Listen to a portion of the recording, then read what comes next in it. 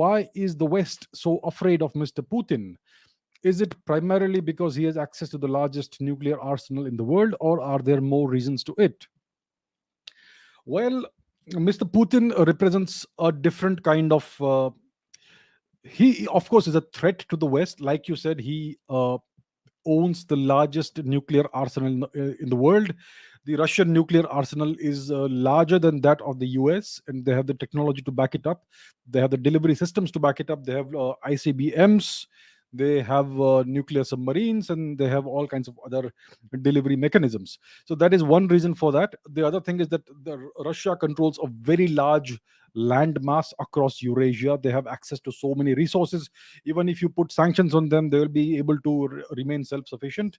They are a very powerful nation, and if they ally with China, then they can set up a separate parallel system, global system.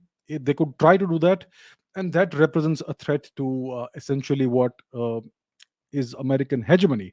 So, for the longest time after 1991, you had a unipolar world. There was only one superpower, the US.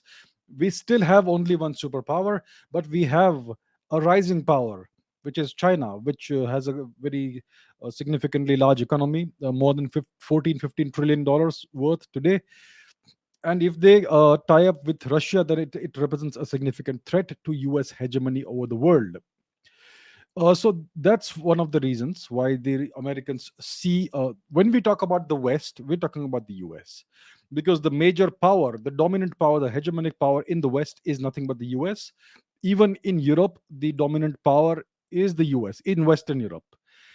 So when we talk about the West, we're talking about the United States. So that's the reason why they are, you could say that they are afraid of Mr. Putin, not because he is all powerful today, but because he could become, or Russia could become, under his guidance, under his direction, a more dangerous and a more powerful nation in the future.